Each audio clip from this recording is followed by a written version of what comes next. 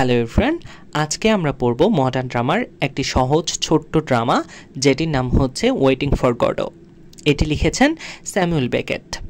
আশা করছি আজকের এই সহজ ড্রামাটি আপনাদের অনেক ভালো লাগবে, তাই মনোযোগ সহকারে সম্পূর্ণ ক্লাসটি করবেন। তো সম্পূর্ণ নাটকটি বোঝার আগে আমাদের চরিত্রগুলো সম্পর্কে অবশ্যই জানতে হবে। খুবই সামান্য কয়েকটি চরিত্র আপনারা সহজে মনে রাখতে পারবেন যদি সম্পূর্ণ ক্লাসটি করেন। তো চলুন আমরা জেনে নিই প্রথমে চরিত্রগুলো। প্রথম চরিত্র হচ্ছে ভ্লাদিমির, স্ট্রাগন, গডো, পজো, লাকি এবং একটি ছেলে যাকে আমরা বয় হিসেবে সম্বোধন করব। তাহলে চলুন আমরা সামারিটা জেনে নেই। খুবই ছোট্ট একটা সামারি হবে, আপনারা মনোযোগ সহকারে দেখবেন। নাটকটি শুরু হয় যখন ভ্লাদিমির ও স্ট্রাগন নামে দুজন লোক একটি উইল গাছের নিচে দেখা করে। তারা বিভিন্ন বিষয়ে কথোপকথন করে এবং প্রকাশ করে যে তারা সেখানে গডো নামে একজনের জন্য অপেক্ষা করছে।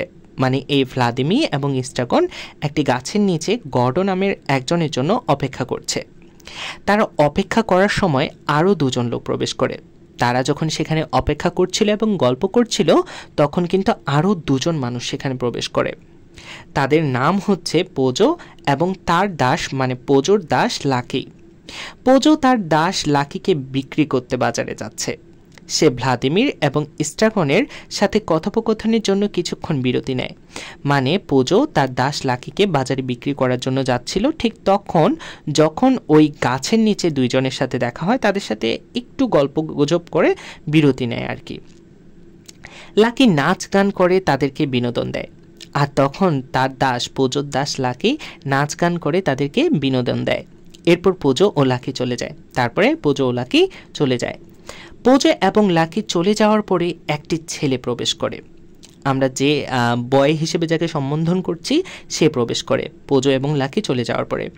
ভ্লাদিমিরকে বলে যে সে গডোর একজন বার্তাবাহক। সে ভ্লাদিমিরকে এটা জানিয়ে যায় যে গডো আজ রাতে আসবে না, তবে আগামীকাল অবশ্যই আসবে।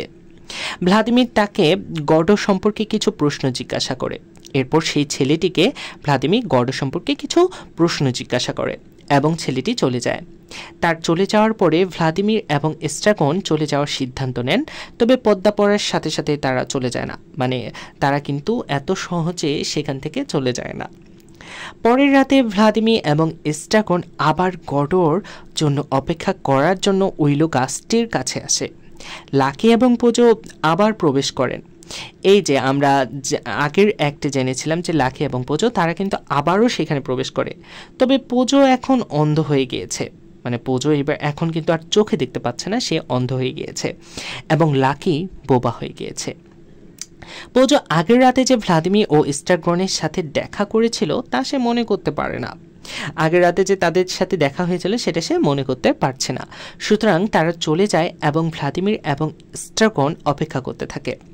কিছুক্ষণ পরে আরেকটি ছেলে এসে আবারও ভ্লাদিমিরকে বলে যে গডো আজও আসবে না। মানে যে ছেলেটি এসেছিল সে আবার এসে বলে যে আজকেও গডো আসবে না।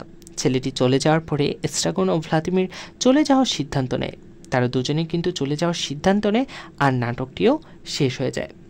মূলত এই নাটকটি দ্বারা এটা বোঝানো হয়েছে যে আমরা কিন্তু আমাদের জীবনে অনেক কিছুর জন্য অপেক্ষা করি বা অনেক কিছু চাহিদা পোষণ করি, কিন্তু সব কিছু কি পূরণ হয় না, তবুও আমরা অপেক্ষা করতেই থাকি, এটা চলতেই থাকে। তো আশা করছি আজকের এই সহজ ছোট্ট ড্রামাটি আপনাদের অনেক ভালো লেগেছে এবং আপনারা সহজেই বুঝতে পেরেছেন। আমার এই সহজ ক্লাসটি যদি ভালো লেগে থাকে তাহলে সবার সাথে শেয়ার করতে ভুলবেন না। আমার চ্যানেলটিতে প্রথম এসে থাকলে অবশ্যই সাবস্ক্রাইব করবেন এবং লাইক কমেন্ট করার মাধ্যমে আপনার মন্তব্যটি জানাবেন। দেখা হচ্ছে পরবর্তী কোনো ক্লাসে, ততক্ষণ